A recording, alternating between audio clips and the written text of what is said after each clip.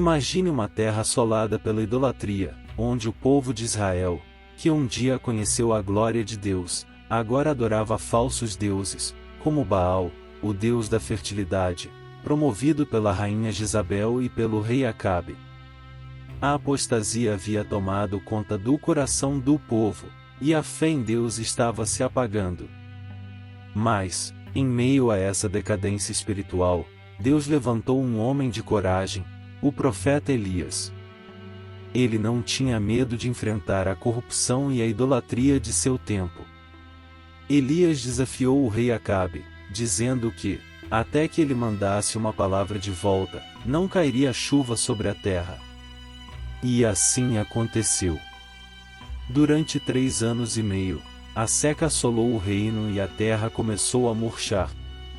A situação estava cada vez mais desesperadora, mas Deus não havia abandonado seu povo. Finalmente, ele ordenou que Elias se apresentasse novamente a Acabe, desafiando-o a reunir os profetas de Baal e Azerá para um confronto no Monte Carmelo. O desafio era simples: o Deus verdadeiro responderia com fogo, enquanto os falsos deuses nada poderiam fazer. O povo de Israel, em sua dúvida, deveria escolher de que lado estavam, e se o Senhor era Deus, seguissem-no, se Baal era Deus, seguissem-no. O silêncio do povo foi uma expressão de sua divisão. O confronto se iniciou, e os 450 profetas de Baal, junto com os 400 profetas de Azerá, prepararam seus altares e fizeram invocações ao seu Deus. Mas, desde a manhã até a tarde, nada aconteceu. Os profetas de Baal clamaram, se cortaram, mas não houve resposta. Eles estavam desesperados, mas nada de Baal.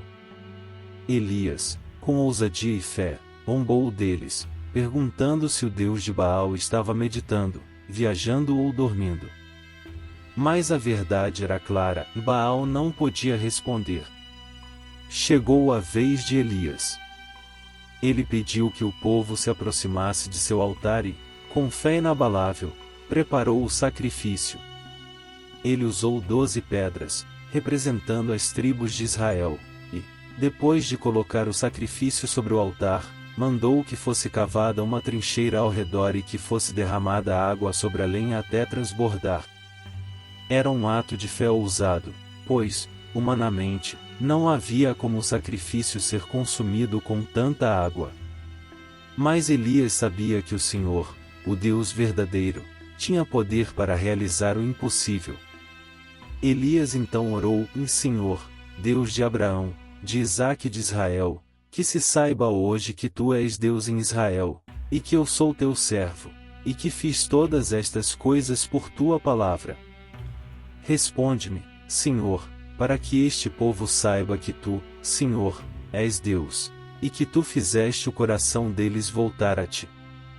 No momento da oração de Elias, algo extraordinário aconteceu. O fogo de Deus desceu do céu e consumiu completamente o sacrifício, a lenha, as pedras e até a água da trincheira. O povo de Israel, ao ver aquele milagre, caiu de joelhos, reconhecendo que o Senhor era o único Deus. O Senhor é Deus! O Senhor é Deus!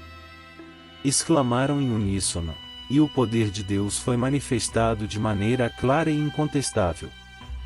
Elias, então, ordenou que os profetas de Baal fossem capturados e mortos, e o povo se voltou para o Senhor com arrependimento e fé. Esse milagre não apenas demonstrou o poder de Deus sobre todos os falsos deuses, mas também chamou o povo de volta ao caminho da verdade e da obediência. Interpretação: a história de Elias e o milagre no Monte Carmelo nos ensina muitas lições profundas. Primeiro, ela nos lembra que Deus sempre tem o controle das circunstâncias. Mesmo em tempos de grande apostasia e dúvida, Ele é capaz de se manifestar de maneira poderosa e clara. Quando o povo estava perdido em idolatria, Deus levantou Elias como um profeta corajoso para desafiá-los a escolher entre o Senhor e os falsos deuses. Este é um lembrete de que, Mesmo quando parece que todos ao nosso redor estão se afastando de Deus, Ele pode levantar corações fiéis para fazer sua vontade. Além disso, a atitude de Elias nos ensina sobre a oração com fé. Elias não orou pedindo apenas um milagre, ele orou para que o coração do povo fosse restaurado e voltasse a Deus. A oração verdadeira não é apenas sobre pedir por nossas necessidades, mas também sobre interceder pela restauração dos outros e para que a vontade de Deus se cumpra. Elias confiava que Deus responderia de maneira sobrenatural, e a resposta veio de forma espetacular.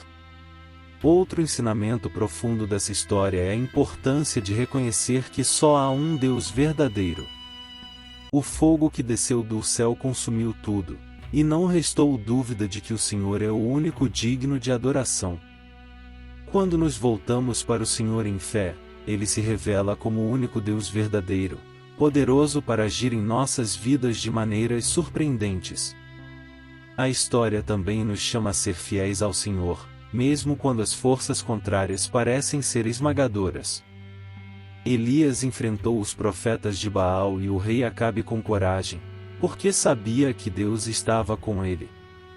Da mesma forma, somos chamados a enfrentar os desafios da vida com a mesma confiança e fidelidade a Deus, sabendo que Ele sempre tem um propósito em nossas vidas. Por fim, a história de Elias nos ensina sobre a paciência e a confiança em Deus. Quando tudo parecia perdido, Deus agiu de forma poderosa e, em um instante, transformou a situação. Da mesma forma, em nossas próprias vidas, quando nos deparamos com momentos de grande dificuldade ou dúvida, devemos lembrar que Deus tem o poder de mudar qualquer situação. Ele é capaz de fazer o impossível acontecer, e quando confiamos em Ele, sabemos que sua intervenção será perfeita e no tempo certo.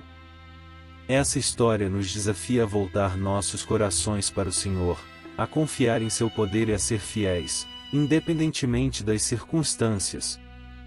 Deus é maior que qualquer adversidade, e com Ele, até os impossíveis se tornam possíveis.